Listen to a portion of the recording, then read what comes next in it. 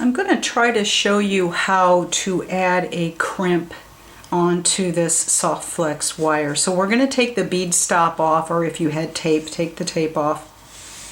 And we want to make sure that the strand that we're working on is fitting up tightly against your lapwork bead. So we're going to give it a little pull and just kind of give it a visual inspection. Make sure it's nice and tight. If we somehow mess up a little bit, we still have the other end that we're going to crimp, and we could always push that up a little tighter. Okay, so here is my soft flex, and I'm going to grab a crimp, which is right here, and I'm just going to go ahead and pick that up like I would pick up a bead. Okay, we've got that little guy on there. I'm going to go ahead and I'm going to let it fall down, giving it a little tug again. It's really important that we leave about 1/4 of an inch right here at the end of the crimp and the beginning of the bead. So we want to leave a little bit of a gap. I hope you can see that. Can you see that little bit of a gap there? Because when we go to start twisting these strands around, we want to give them a little bit of wiggle room. So there's a couple of different tools that you can use. You can use crimpers, but we don't really have to worry about rounding this crimp out because it's going to go inside of a cone. It's going to be at the end of the necklace. You're not going to be able to see the crimps because they're going to go inside a cone like this. So, you know, you don't see the crimps there. They're hidden up inside the cone. So I'm not really going to worry about trying to show you how to do the perfect crimp and how to round it out. That's just not really, I don't think that's important today. We have enough to work on. All right, so I'm going to let this little bead fall down. And I have to take the tail and I have to put it back through that crimp. Okay. And then I'm going to pull on that tail, and that's going to make a little loop for me. Now, in order to make a nice loop, you could use your pottery needle tool. You guys probably don't have that at home. You could just use a toothpick and insert the toothpick and pull on that tail, and that's going to give you a perfect little loop. Now I'm going to insert my thumb right there so I can push that up a little, and that's giving me that little bit of wiggle room that I was talking about. I might just go ahead and leave that toothpick right there, and I'm just going to grab this crimp and I'm going to push it down, okay? And then I'm just going to go ahead and take my chain nose pliers, and I'm just going to go ahead and push that again. So you can see I have my bead there, and I have a little bit of playroom right here, okay? If you want, you don't have to. You can take your flush cutters, wire cutters, and you can just cut that tail off right there. Or you just go ahead and feed that tail through the bead holes here. You can just go through a couple of beads if you can. Just keep pushing and eventually it'll come out. There it is. See the tail there? Just going to pull that through. Okay? And then I'm just going to go ahead and trim that off, and it'll stay hidden down inside all those beads. I'm going to take, okay, and then when I pull on that, it'll go up inside there, and it's not going to scratch my neck. Actually, I'm still seeing a little bit of a tail there, so pull that down. There we go. Okay, so, and see how I have a little tiny bit of room right there, so that when I start twisting these things, there'll be a little bit of wiggle room, okay? Make sure you don't get your bead underneath your wire cutter, because they are glass, they will break, you will cry. Go ahead, I have 2 more crimps to do here on this side, and then we will turn this puppy over and we'll do the other side so that we can start twisting. I just want to show you, as careful as I was with all the measuring and marking my cord and counting my beads and blah blah blah, I am still not even on the ends. See how off I am? Adding the crimp to this end of the necklace is going to be exactly the same as the other end. I'm going to remove the bead stopper, Okay. And I'm just going to give this a tug. I'm going to make sure that this is up against the lamp work as tight as it should be. Okay. Then I'm just going to pick up that crimp like it was a regular bead. Or not. Get that on there. Let it fall down to rest right on top of that bead. And just like I did before, I'm going to feed the tail through, grab my toothpick, give it a pull, cut it off, go to the next one. The next step is pretty easy. I'm going to take, I use sterling 20, probably 22 gauge, and I'm just going to take a piece of wire and I'm going to pick up, let me pay attention here for a second. I'm going to pick up these strands and put it through the loop. Which strand do I want next? I want the freshwater pearls next. I'm going to put that there through the loop. Let's take the daggers next. That's going to go through the loop. And we'll take the ambers, triangles through the loop. The big balls through the loop. I can't see the loop. Okay, I'm all in there. Okay, then I'm just going to bend this in half. And I'm basically going to twist it around like a bread tie. Nothing fancy. It's going to be hard for you to even see my hands. I'm just going to grab this and I'm going to twist this around like a bread tie. I'm going to go ahead and put a gator clip on there. How's that? Like that. And I'm going to go ahead and put the gator clip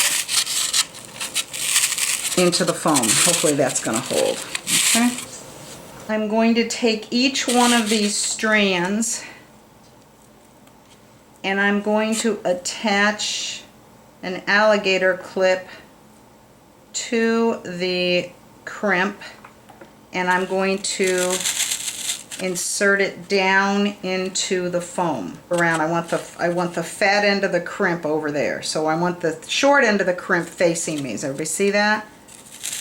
Okay, so on this one I got lucky, I got it right. Okay, so on this next one, so the short end that, you know, pinches open is going to be toward me. I'm going to put it right on that crimp, and I'm going to, let's make a new hole. Shove it in there.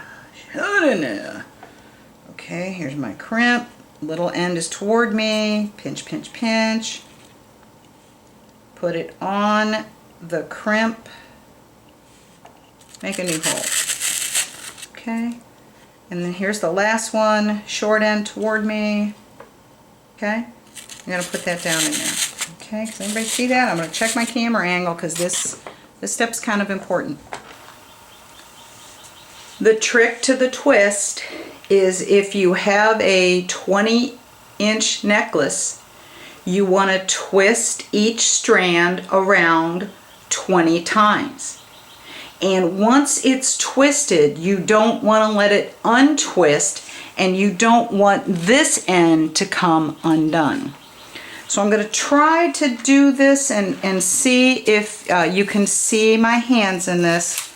So I'm literally going to hold this strand and I'm going to twist 1, 2, 3, 4, 5, 6. It gets harder. 7, 8, 9, 10, 11, 12, 13, 14, 15, 16, 17, 18. Okay, so that was 18. I don't think something's working right. Well, maybe it is. Alright. There was 18. I'm going to pick up the next one. Here we go. I'm holding here. 1, 2, 3, 4, 5, 6, 7, 8, 9, 10, 11, 12, 13, 14, 15, 16, wow, 17, 18, 19, 20. Let's see. Okay, I'm going to go to the third one. Can you see? Is my hand in the way? What if I hold it underneath like this? 1, 2, 3, 4, 5, 6, 7, 8, 9, 10, 11, 12, 13, 14, 15, 16, 17, 18, 19, 20.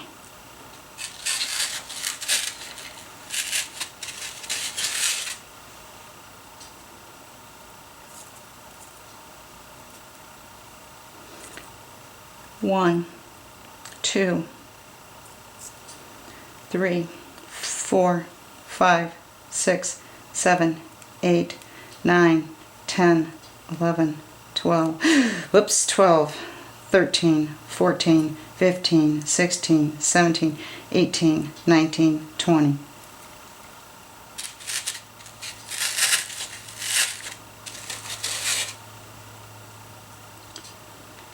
One, two, three, whoops, 3, 4, 5, 6, 7, 8, 9, 10, 11, 12, 13, 14, 15, 16, 17, 18, 19, whoops, 18, 19, 20. Okay. Now I'm going to cut another piece of wire and I'm going to catch all these loops through another piece of sterling. I've cut a piece of 22-inch sterling. This is probably 4 inches, probably a little more than it needs to be. I'm going to pick one of these up at a time. I'm not going to allow them to move. I'm going to take the gator clip off and put the wire through. Then I'm going to hold that in my hand so it cannot start unlooping on me. I'm going to grab the next one, put that one through my hand and hold on to it so it can't untwist. I'll grab the third one here, take it off, put it through so it cannot untwist. Alright, I got all 3 of them there. And grab the fourth one, put it through, take off the clamp, grab the fifth one, put it through, take off the clamp. Okay, and now I'm going to do like I did on the other side. I'm just going to bring it up. And I could have, well, you know what, I could have brought that up a little more, give me a little more room. There we go. Okay, and I'm just like a bread tie. Okay, I'm just bringing it around a couple of times. Kind of want it to be tight because if it's too bunchy, you're going to have you're going to have a hard time getting it in your cone. Okay, so there is that.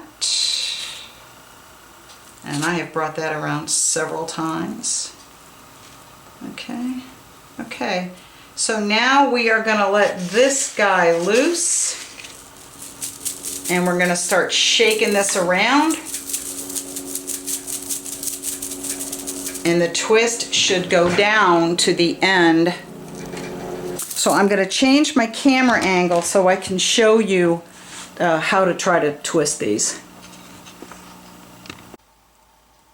So as you shake the necklace,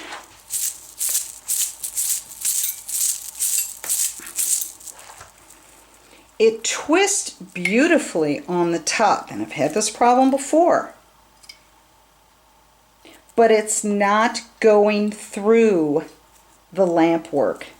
So I honestly feel like we are going to have to twist it from the other side as well. So I'm going to do the same process, and I think instead of bringing them this way, maybe I need to take them the opposite direction. So let's just see how that's going to work. 1, 2, 3, 4, 5, 6, 7, 8, 9, 10, 11, 12, 13, 14, 15, 16, 17, 18, 19, 20. Okay, I'm going to put that down. So you remember the last time I rolled them this way, this time I'm rolling them this way. Okay, so let's take the next one. 1, 2, 3, 4, 5, 6, 7, 8, 9, 10, 11, 12, 13, 14, 15, 16, 17, 18, 19, 20. Have to twist to both sides, and you're going to have to remember that one side goes clockwise and one side goes counterclockwise. Yeah, you got to make sure that and you can see them looping up here, so you know they're twisting. Got to make sure that your clamp is really on the crimp, and when you spin it, it's gonna work. 13, 14, 15, 16, 17, 18, 19, 20. And as you get closer to 20, yeah, they get a little more recalcitrant. Okay, and then this is the last one.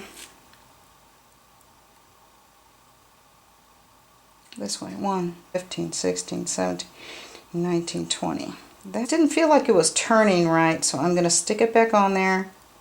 And since I let go, I kind of messed up, so I'm just going to spin that around a couple more times and call it a day. How's that? Alright, put that down there. Now I have to see if I can straighten this wire out, since it's sterling. If it was junk, I wouldn't worry about it, but it's kind of nice wire. So go back through those loops again without letting go. So I'm going to hold it and not let it move, hopefully, and put it through the loop. Yeah, these guys are really moving around too. Alright, there's one. Here's the second one.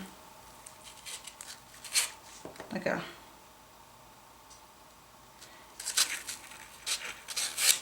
Here's the third one. Grab it. Let go. Here's the fourth one.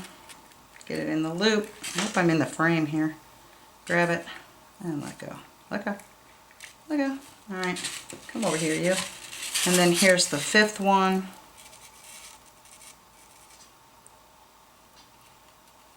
Grab it. Oh, let go. Okay, so I have all of them on there now. They can't go anywhere. I'm going to close this off. Alright. Wrap that wire around a couple of times. Nice and snug.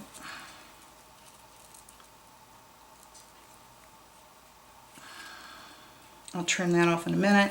Now I'm going to pick this end up and give them some couple of shakes.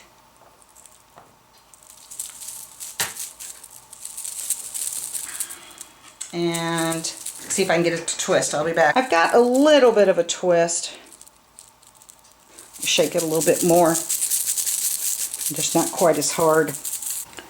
Alright, so there is the result of me twisting and twisting and twisting. I wish the twist was a little bit tighter. I may take it apart and work on that. But I think what I'm going to do for now is just how to finish the project, and then if I want to be OCD with it, I can do that later. I'm going to go ahead and finish this off. So I had the wire coming out the end here, and I'm going to take my cone. Thank you. You're going to pull it all the way down. I'm just going to make sure that it covers all your crimps and loops. Everything's covered up. Then I'm going to take a pretty little bicone, stick that on the end. Here we go. How's that? I just like how that finishes it off. Okay. And everybody knows how to do the little loop. I'll try to go slow and hope my hands are out of the way here. So I'm going to use my round nose pliers, lock them down on top of the bead. I'm going to push the bead away from me. Then I'm going to turn my pliers. I said the bead, I meant the wire. Then I'm going to pull the wire up and over. Then I'm going to reposition my pliers. Then I'm going to bring that wire up and around, and I'm just going to start to rotate it around that piece of wire, locking it down. I should have a pair of pliers and trying to make it really, really neat, but of course I'm not.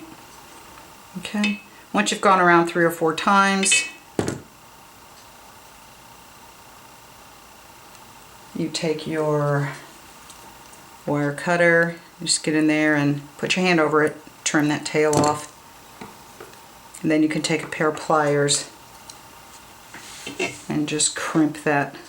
Yeah, I don't like those pliers. Sorry. Trying to stretch here. Okay, there we go. These little needle nose are kind of better. Get in there and crimp that tail down, okay? Then we're going to do exactly the same thing on the other side. We've wrapped our wire around here to hold everything in. Got terrible shadows. We're going to put our cone down to the end, give it a pull, make sure everything's covered in there. Take our bicone, slip our bicone on the end. Okay, there we go. See it? On the end there. We'll take our round nose pliers and we're going to hold them down against that bead. Can everybody see that? Okay, holding the pliers like this. Turning the wire parallel with the floor. You're going to pick your pliers up. Now you're going to pick that wire up and over all the way down. Then we're going to insert the bottom rung into that hole so that we can bring this wire up. And some people like to then lock this in with a pair of chain nose like this, so that you can see this wire to wrap it around a little better. If this wire were thicker, if this was this must be a 22, if this were a 20 or an 18 gauge, I would actually need a second pair of pliers to be wrapping that. Okay, then we're just going to take our tail. See that little tail right there? It needs to be trimmed off, so we're just going to take our cutters, put our finger over it so it doesn't come flying up, trim it off. And then we will take a pair of pliers, crimp that down. Yeah, beautiful. Okay. Then we will take, just find a clasp and adjust a clasp. And as you can see, this twist is coming out a little bit on me. So this might be one of those necklaces that you have to give it a little twist before you put it on.